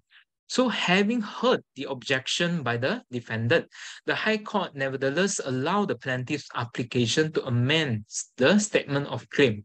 So the defendant appealed against the decision of the High Court to Court of Appeal. So answer the following question. Okay, 1, pending the hearing of the appeal, the defendant does not wish for the trial before the High Court to be proceed. Advise the defendant by reference to the decided cases and relevant procedures. Okay, can understand the question, isn't it? So what happened? The case is T sued defendant for breach of contract in Ipoh High Court. And then plaintiff applied to amend his statement of claim, adding some details to support his claim of breach of contract against the defendant. And then subsequently, the High Court in Ipoh allow the plaintiff's application to amend the statement of claim. So this is how. And then the defendant appeal to Court of Appeal in Putrajaya over the decision made by Ipoh High Court. Okay. So in assisting the defendant, because we are advising the what we call the defendant, isn't it? Because he does not wish the trial to proceed. Okay. Okay, in assisting the defendant, the issues of appealing the amendment order and requesting an adjournment of the trial will be addressed. Okay, first is about you have an amendment order given by High Court. The defendant is not happy. It goes to Putrajaya Court of Appeal. And then second thing is about the postponement of the trial, main trial. Okay, so I address it separately. So appeal of the amendment order. Okay, it is apparent from the facts that the court had granted an amendment order to plaintiff. Being dissatisfied with the decision, the defendant had appealed to Court of Appeal. It is track law that an appeal does not operate as stay of execution. Okay, so this is one part that you may need to highlight, because appeal does not mean that everything stay, correct? So to halt plaintiff from submitting an amended statement of claim, okay, because order given, the next step, what the plaintiff will do will be submitting his amended penyata tuntutan terpindah, the amended statement of claim here. So it is advisable for defendant, so here the errors again happens, defendant to apply for stay of execution by notice of application supported by affidavit section 73 CJA. Okay, for stay of execution, if you want to apply a stay, actually it can be done by oral. You can, after the decision was announced in Ipoh High Court, you can straight away tell orally, said that I want this application for amendment order to be stayed, pending for my appeal. But apparently the defendant did not do so. So the only way is now to go for notice of application supported by affidavit. So the governing principles of stay of execution will be subjected to special circumstance test as well as your nugatory principle as enunciated in case of Leong Gi Kong against Tan Leng Ki here. Okay, this is the first part of your answer. 8 marks. So don't go and talk special circumstance and nugatory principles so long as you address it. Okay, and apply for adjournment of trial, because all you need to do is to assist the defendant. Okay, in view of the case is set for trial within 1 month, the defendant is advised to apply for adjournment order. Okay, pursuant to Order 35 Rule 3 ROC by way of notice of application supported by affidavit to postpone the trial while pending for the appeal of the aforesaid amendment order. Okay, so because the trial had been set, because my interpretation of this question is as such, the trial has been ongoing. Now you have an amendment order. So, and then the defendant, what he wished would be, he does not want the trial to ongoing, So what I would advise the defendant to do would be to apply for an adjournment pursuant to your Order 35 Rule 3, okay, to postpone the trial pending for the appeal. Okay. On granting the adjournment of the trial, the court will actually consider the principles of Maxwell against Kuhn here.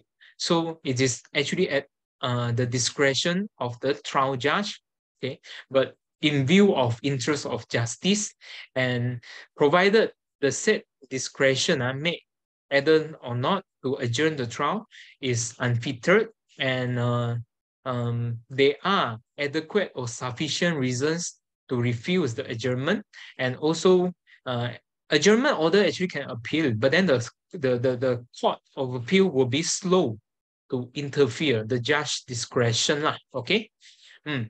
Even though defendant might have a good and sufficient reason to support the adjournment, however, the granting of an adjournment is entirely a matter of discretion of trial judge. So I use the case of Kupak Home Tractor against Syarikat Pasir Perdana. Okay, so this is my answer for question 6B.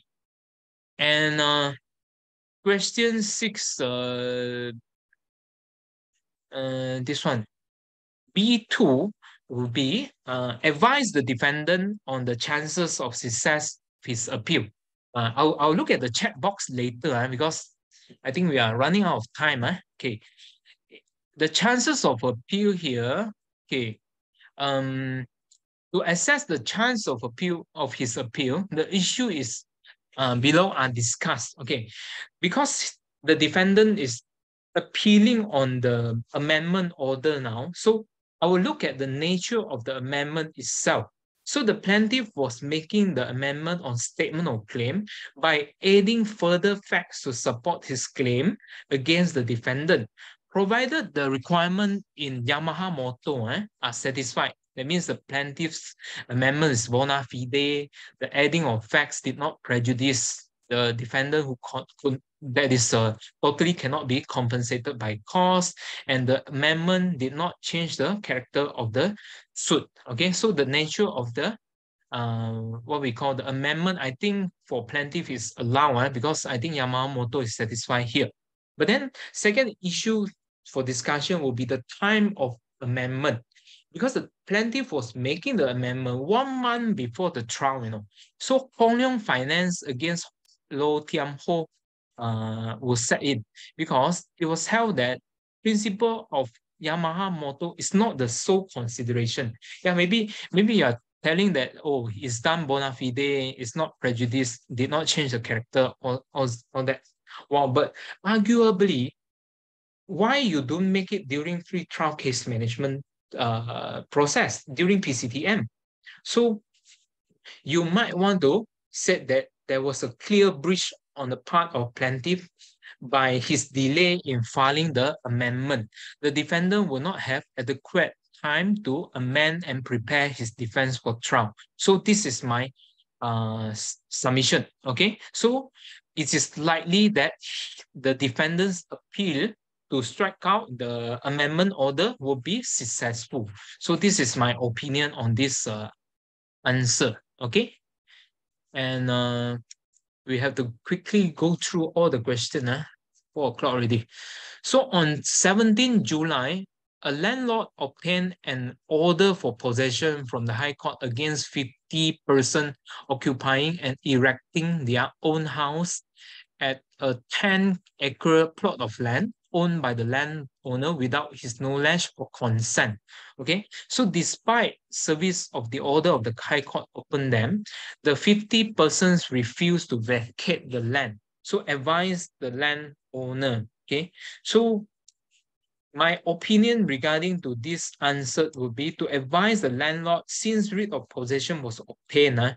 Okay, now I don't look at this question as order 89 is because the landlord already obtained a High Court order for possession. So I take the view that this might be a writ of possession. So I go for enforcement. Okay, I go for enforcement. The landlord may actually seek for the assistance of court to command the sheriff to take possession of the land. Okay, so that means come together the sheriff lah, but you must ask for the court permission lah. Okay, so this can be done, a writ of possession can be done in form 87, order 45, rule 12, sub rule 3, Leong Ah Weng against Neo Tien Su. Okay, if the effort still fail, the occupants still refuse to vacate, the landlord may actually issue an order for committal. So this is pursuant to your Order 45, Rule 3, Sub Rule 1, Sub Rule B. Okay, read together with your Order 45, Rule 5. Okay, 45, Rule 5 here, in which the landlord may apply for committal order with leave of court by ex parte notice of application supported by affidavits. This is pursuant to your Order 52, Rule 3. After getting the leave of court, landlord need to file notice of application at least 8 days before hearing date. So this is how I think this should be, because now the occupants, the 50% refuse to leave. So what else to do? But committal proceeding, in my opinion, would be another hassle for the landlord lah. But I could not think of any other way to evict them apart from enforcement and committal proceeding. Okay. Last time I thought to call this police, but it would be quite funny to call police in civil paper. Okay. So this is how we go. Okay. Question 7. Okay, like I said, I saw a lot of chats. Later I'll look at it one by one. So last question, we finish it off first, then we come back. Okay. Wong and his brother are joint owners of a bungalow entered into a sell and purchase agreement to sell the said property to Tan for 3 million ringgit. Tan has paid the deposit and is ready and willing to settle the balance purchase price. Subsequently, a dispute broke out between Wong and his brother over the sale of the property. Wong has now informed Tan that he and his brother no longer wish to sell the property. Tan is not in breach of any term of the sale and purchase agreement and has refused to accept Wong's termination of the agreement. So with reference to the provisions of rules of court and decided case, advise Tan on the relevant procedure he should adopt to obtain speedy judgment against Wong and his brother. Okay, this one quite straightforward. This is a civil suit on the sale and purchase of bungalow between Tan and Wong and his brothers. So then after Wong brothers, where Tan had duly paid the deposit and performed his contractual obligation. But unfortunately, Wong brothers refused to sell. So the remedy sought by Tan is to seek for specific performance from Wong brothers to sell the bungalow to him. So thus, Tan is the plaintiff, Wong brothers are the defendants. Tan is advised to commence writ action against Wong brothers. Order 5, Rule 2. Okay, so this is understandable. First step, issue a writ first. Okay. Then the said writ of summons endorsed with the claim of specific performance of the sale of bungalow must be served to Wong brothers according to Order 10, Rule 1. ROC. Okay, you must endorse the claim lah. Okay, but because subsequently we need to discuss the requirement of your Order 81. Okay, Order 81, summary judgment. So to dispose the matter speedily in view of there is no defense on part of Wong's brothers, Tan may apply for a summary judgment under Order 81, Rule 1, Sub-Rule 1, Sub-Rule A for specific performance of sale and purchase agreement. So you can use the case of Lee Teng Siong against Lee Keng Lan here. Okay. And the procedure to apply would be Tan may apply for summary judgment regardless Wong had entered appearance or not. Doesn't matter. So Order 81, Rule 1, Sub-Rule 2. And Tan must apply by notice of application by supported by affidavits. The affidavits must be signed by Tan, who can swear positively. This is all in your Order 81, Rule 2. You have a look. Who can swear positively to the facts verifying the cause of action and stating his belief that Wong brothers have no defense in this action. So this is what you must do in during examination. Okay. Don't regurgitate the whole section, but put in facts, okay? Make your life easier. the said notice of application must be attached with minutes of judgment sought by Tan. Okay, this is order 81 rule 2 sub rule 2 Sova against Kasih Sayang case again. And all the course papers must be served on Wong brothers within 14 days from the date of issue of this notice of application by ordinary service. Okay, actually order 81 did not mention about the service lah. So when it is silent, then we use ordinary service in your order 62 rule 6 lah. Okay, so at the hearing of application, the court may give judgment to Tan, order 81 rule 3. Okay, and okay, question B. Okay, later we look at the question. I don't your question in the chat box. So in 2013, Peter sued David in a claim for goods sold and delivered in the sum of 250,000 ringgit. So during the trial, Peter could only produce delivery orders and invoices for goods amounting to 200,000 ringgit. He had mislaid the delivery orders and invoices for goods amounting to 50,000. Okay. The court granted judgment for Peter for 200,000 ringgit and dismissed his claim for the balance of 50,000 ringgit. Peter did not file an appeal.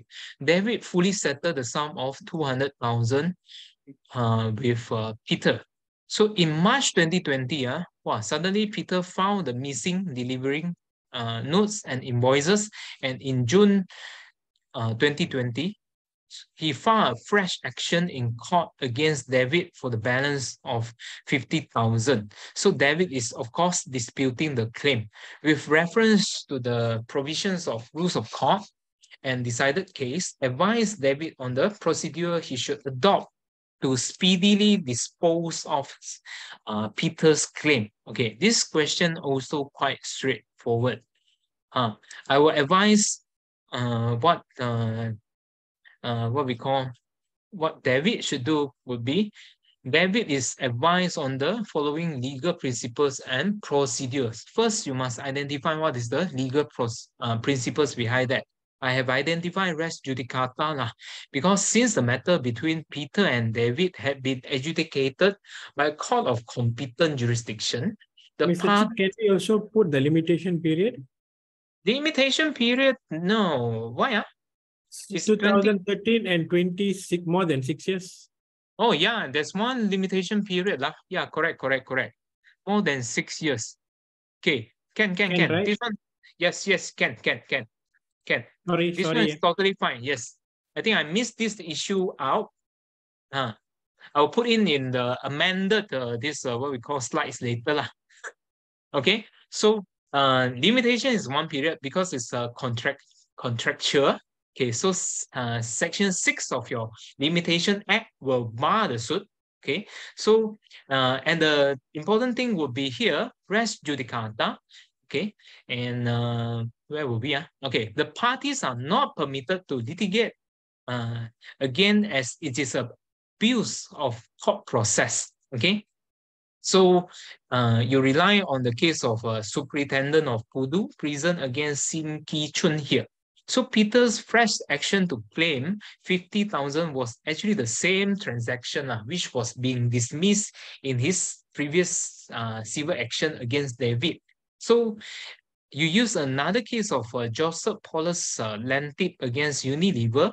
It was held that res judicata is actually a public policy, and whereby there must be a finality and also conclusion in judicial decision, and you cannot just harass, the defendant with multiplication of suit, Okay, so my proposed the procedure how to speedily dispose this case, David must apply to strike out Peter's claim pursuant to your Order 18, Rule 19D, okay, on the ground that the claim is nothing more than an abuse process of court. Okay, you can use the same case of Benjamin Lim against Genting Berhad, okay, or you can use any other case that you want, and David may do so by notice of application supported by affidavit.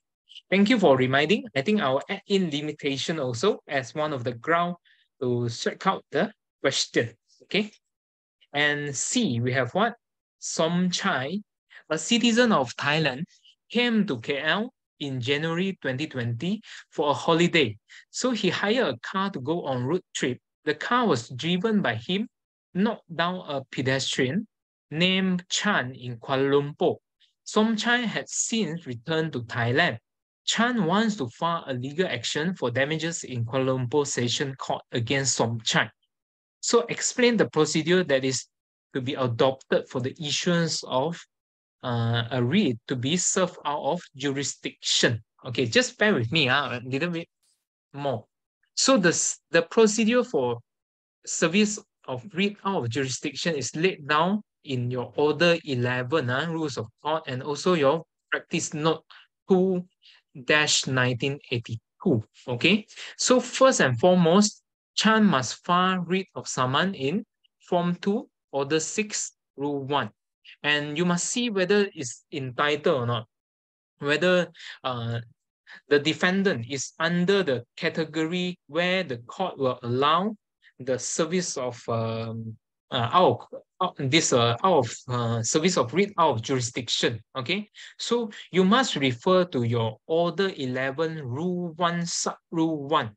Okay, inside there are multiple case scenario where the court can actually make an order for the service, because it's very troublesome, You want to bring a foreigner to Malaysia just for the court matters. Okay, so there must be a certain criteria. So I submit in the way that Somchai had committed negligence tort against Chan in a motor vehicle accident at Kuala Lumpur. Subsequently, Somchai had returned to Thailand.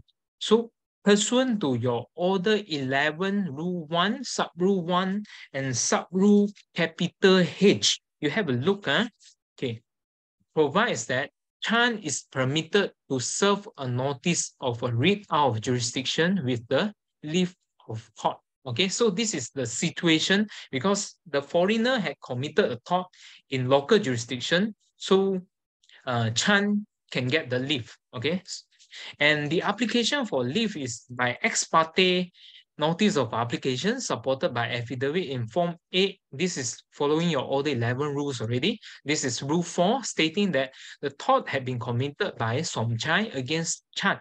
Okay, subsection H of just now. Same only. And Chan's believed that he has a good cause of action. And this is not Chan.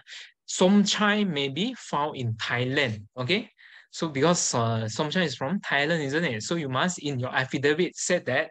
Otherwise, we are going to approach the consular, of Thailand, the Malaysia embassy or consular in certain area, for example, Bangkok, just to serve the writ to Somchai. So a lot of work involved, So you have to be certain with the issues here.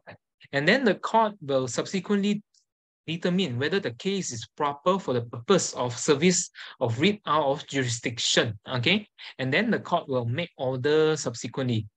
Other than that, you can just follow the rules lah. Make it brief and sweet lah, because it's around 7 marks. Don't copy all, but the order part, the registrar part, as well as how the service of the writ can take place. Okay, must follow the rules of service provided by Thailand lah, to conclude your answer. Okay. Wow. Okay. So what we have. So we'll now look at the question.